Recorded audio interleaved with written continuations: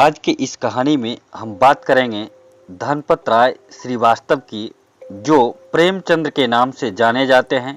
वो हिंदी और उर्दू के सर्वाधिक लोकप्रिय उपन्यासकार, कहानीकार एवं विचारक थे।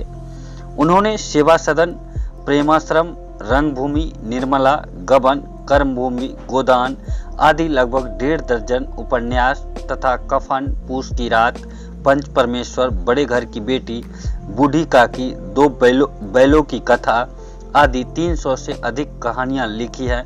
उनमें से अधिकांश हिंदी तथा उर्दू दोनों भाषाओं में प्रकाशित हुई। उन्होंने अपने दौर की सभी प्रमुख उर्दू और हिंदी पत्रिकाओं जमाना, सरस्वती, माधुरी, मर्यादा, चांद, सुधा आदि में लिखा है। उन्होंने हिंदी समाचार पत्र जागरण तथा साहित्यिक पत्रिका हंस का संपादन और प्रकाशन भी किया। इसके लिए उन्होंने सरस्वती प्रेस खरीदा, जो बाद में घाटे में रहा और बंद करना पड़ा। प्रेमचंद फिल्मों की पटकथा लिखने मुंबई आए और लगभग 3 वर्ष तक रहे। जीवन के अंतिम दिनों में वे साहित्य सृजन में लगे रहे। महाजनी सभ्यता उनका अंतिम निबंध, साहित्य का उद्देश्य अंतिम व्याख्यान, कफन अंतिम कहानी, गोदान अंतिम पूर्ण उपन्यास तथा मंगलसूत्र अंतिम अपूर्ण उपन्यास माना जाता है। साल 1906 से साल 1936 के बीच लिखा गया प्रेमचंद का साहित्य 29 वर्षों का सामाजिक सांस्कृतिक दस्तावेज है। इसमें उस दौर के समाज सुधार आंदोलन, स्वाधीनता संग्राम तथा प्रगतिवादी आंदोलन के सामाजिक प्रभावों का स्पष्ट चित्रण है। उनमें दहेज, अनमेल विवाह, पराधीनता, लगान, छुआछूत, जाति भेद, विधवा विवाह, आधुनिकता, स्त्री पुरुष समानता आदि उस दौर की सभी प्रमुख घटनाओं का चित्रण मिलता है। आदर्शोन्मुख यथार्थवाद उनके साहित्य की मुख्य विशेषता है।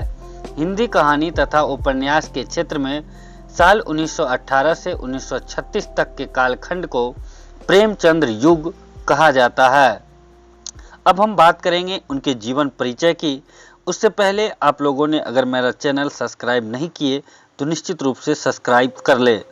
प्रेमचंद का जन्म 31 जुलाई 1980 को वाराणसी जिले के लम्ही गांव में एक कायस्थ परिवार में हुआ था। उनकी माता का नाम आनंदी देवी तथा पिता का नाम मुंशी अजय बड़ाई था, जो लम्ही में डाक मुंशी थे। उनका वास्तविक नाम धनपत राय श्रीवास्तव था। प्रेमचंद की आरंभिक शिक्षा फारसी में हुई। प्रेमचंद के माता पिता के संबंध में रामविलास शर्मा लिखते हैं कि वे जब 7 साल के थे तभी उनकी माता का स्वर्गवास हो गया।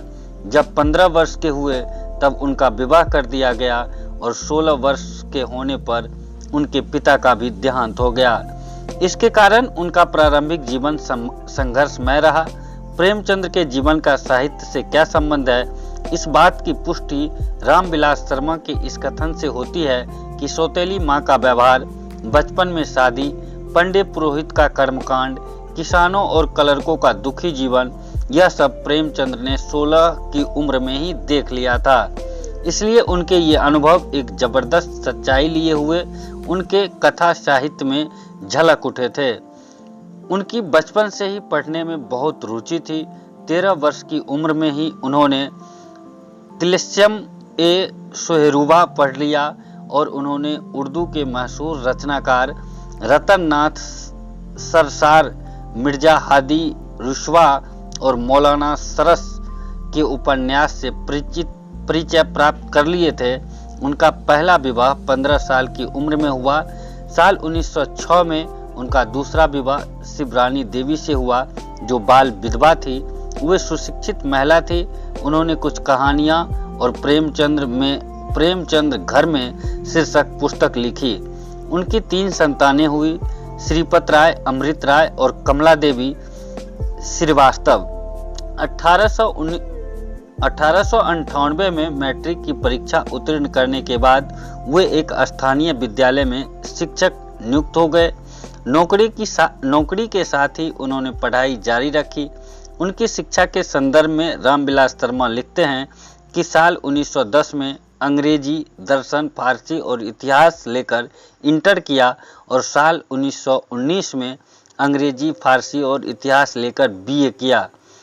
बीए पास करने के बाद वे शिक्षा विभाग के इंस्पेक्टर के पद पर नियुक्त हुए। साल 1921 में असहयोग आंदोलन के दौरान महात्मा गांधी के सरकारी नौकरी छोड़ने के आह्वान पर स्कूल इंस्पेक्टर पद से 23 जून को त्यागपत्र दे दिया। इसके बाद उन्होंने लेखन को अपना व्यवसाय बना लिया। मर्यादा, माधुरी आदि पत्रिकाओं में वे संपादक के पद पर कार्यरत रहे। इसी दौरान उन्होंने प्रवासी लाल के साथ मिलकर सरस्वती प्रेस खरीदा तथा हंस और जागरण निकाला। प्रेस उनके लिए व्यावसायिक रूप से लाभप्रद सिद्ध नहीं हुआ।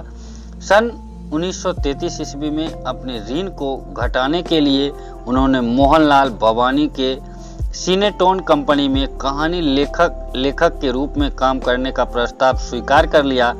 फिल्म लंगड़ी प्रेमचंद्र को रास नहीं आई। वे 1 वर्ष का अनुबंध भी पूरा नहीं कर सके और 2 महीने का वेतन छोड़कर बनारस लौट आए।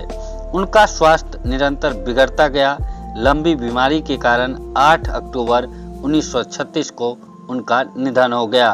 तो दोस्तों, ये थी मुंशी प्रेमचंद्र की कहानी। अगर आपको अच्छी लगे तो लाइक और कमेंट जरूर करें।